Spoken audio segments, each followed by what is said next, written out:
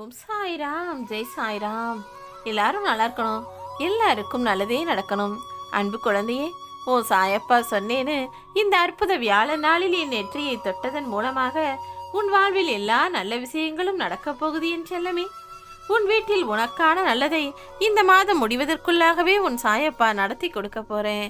யாருக்கிட்ட எப்படி பேசணும்னு தெரியாம, வந்த பிரச்சனையை எப்படி சமாளிப்பதென்றும் தெரியாமல், வார்த்தைகளால் விவரிக்க முடியாத அளவுக்கு வலியையும் வேதனையும் உன் மனசுக்குள்ள சுமந்துகிட்டு இருக்கன்னு எனக்கு தெரியும். இருந்தாலும் கூட கண்ணெதிரே பார்க்கக்கூடிய மனிதர்களிடமும் உன்னுடைய உறவுகளிடமும் எப்போதும் புன்னகையோடு இருக்கும் என் அன்பு பிள்ளையான உன்னுடைய வழிகளை உன் சாயப்பா நான் தீர்த்து வைக்கிறேன். நீ ஆசையா எதிர்பார்த்ததையும் வேறு வழி இல்லாமல் நடந்தே ஆகணுன்ற கட்டாயத்துல இருக்கக்கூடிய விஷயங்களையும் கூட இந்த மாதம் முடிவதற்குள்ளாகவே உனக்கு நடத்தி கொடுத்துடுவேன் என் செல்லமே. உன்னை தேடி வந்திருக்கிற இந்த அதிர்ஷ்டத்தை சாதாரணமாக நினைச்சு தள்ளிட்டு போகாத. முழுவதுமாக கேட்டினா நிச்சயம் உனக்கு எல்லா உண்மைகளும் புரிய வரும். நடக்க போவதை அறிந்து நிச்சயம் நீ முகம் மகிழ்ந்து எனக்கு நன்றி சொல்வாய் என் செல்லமே. வார்த்தைகளில் விவரிக்க முடியாத சில வழிகளுக்கு எப்போதுமே புன்னகை மட்டும்தான் மருந்தாக இருக்கும்னு புரிஞ்சுக்கோ. இந்த உலகத்துல நிலையானதுன்னு எதுவுமே கிடையாது. உன் வாழ்க்கையில இப்போது இருக்கக்கூடிய சோகமும் துன்பங்களும் கூட உன்னை விட்டு விலகத்தான் போகுது. அது உன்னை விட்டு விலகும் போது வாழ்க்கைனா என்னங்கிற பாடத்தை உனக்கு கற்றுக் கொடுத்து விட்டுத்தான் போகுமேன் செல்லமே.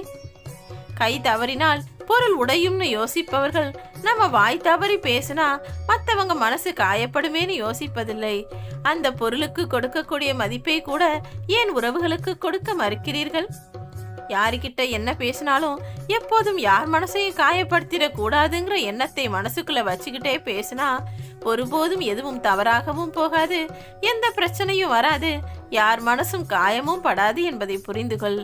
ஒருத்தர்கிட்ட நீ பேசும்போது நீ என்ன அர்த்தத்துல பேசுறங்கிறது முக்கியம் கிடையாது. நீ சொல்ல வர்றத அவங்க என்ன அர்த்தத்துல புரிஞ்சுக்குவாங்கன்றத முதல்ல நீ யோசிச்சுக்கோ.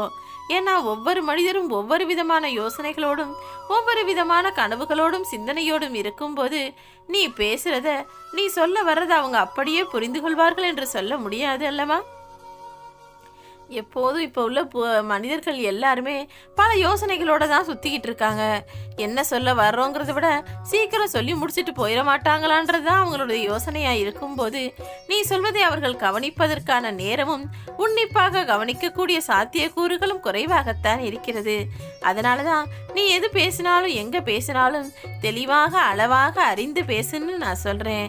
அதன் மூலமாக நீ வாழ்க்கையில் கஷ்டப்படக்கூடாதல்லவா? நீ சொல்ல வர்றத அவங்க தவறா புரிஞ்சுக்கிட்டு உன்னை தப்பா எடுத்துக்க கூடாதுங்கிறதுக்காக தான் நான் சொல்றேன். நிச்சயமா என் அன்பு பிள்ளையான உன்னுடைய மனசும் உன்னுடைய குணமும் உன்னுடைய எண்ணமும் சொல்லும் செயலும் எல்லாமே எனக்கு புரியும். ஆனா இங்க இருக்கக்கூடிய மனிதர்கள் அதை புரிஞ்சுக்கணும்னா நீ தான் கொஞ்சம் பார்த்து பேசணும். உன்னை சுத்தி நடக்கிற எந்த ஒரு விஷயத்தையும் நீ சுலபமாக நினைத்து விடாதே என் செல்லமே. ஏன்னா இங்க காகம் கூட சும்மா கரைவது கிடையாது. அதுவும் ஒரு காரணத்தோடு தான் கத்தும் என்பதை உணர்ந்து கொண்டு, காரணம் இல்லாமல் இந்த பூமியில் எதுவுமே நிகழ்வதில்லை என்பதை ஏற்றுக்கொண்டு எல்லா விஷயங்களையும் அப்படியே ஏற்றுக்கொள். ஏமாற்றம் ஏற்படும் போதெல்லாம் நீ நிதானமா யோசிச்சு பார்த்தினா உனக்கு ஒரு உண்மை புரியும். நீ எதிர்பார்த்த விஷயம் தவறு என்பதுதான். ஆம் என் செல்லமே, உன்னுடைய எதிர்பார்ப்புகள் சரியானதாகவும் உண்மையானதாகவும் நேர்மையானதாகவும் நியாயமானதாகவும் இருந்தா நிச்சயமாக நான் அதை உனக்கு நிறைவேற்றி கொடுப்பேன். உன்னுடைய செயலுக்கான வெகுமதிகளும் நீ செய்த நன்மைகளுக்கான புண்ணியமும் இப்போது உடனே உனக்கு கிடைக்காததை போல இருக்கலாம். ஆனா அது எவ்வளவு தாமதமாக உனக்கு கிடைக்குதோ அந்த அளவுக்கு அது நிச்சயமாக உன்னிடம் நிலைத்து இருக்கும் என்பதை புரிந்து கொள். நீ என்னிடம் ஆசையா கேட்ட உனது வேண்டுதல்கள் எல்லாம் நல்லபடியாக நடப்பதற்கு உன் சாயப்பா என்றும் உனக்கு உறுதுணையாய் இருப்பேன். உன் சோதனைகள் எல்லாம் முடிந்து போய் உனக்கான வெகுமதிகள் உன்னை தேடி வரும் காலம் வந்துடுச்சு. உன் மேல உரிமையா கோபப்படுறதுக்கும் நீ செய்யக்கூடிய தவறுகளை சுட்டி காட்டவும் நிச்சயமாக ஒருத்தர் இருந்தால்தானே நீ செய்யக்கூடிய தவறு என்னங்கிறது உனக்கு தெரியும். அப்படிப்பட்ட நல்ல குணம் கொண்ட நல் உறவுகளையும் நல்ல மனிதர்களையும் உன்னை சுற்றி இருக்கும்படி நான் செய்வேன். கூடிய சீக்கிரம் நான் எதிர்பார்த்த ஒரு நல்ல விஷயம் உன் வீட்டில் நடக்கும். உன் உள்ளமும் இல்லமும் குளிரப் போகுது.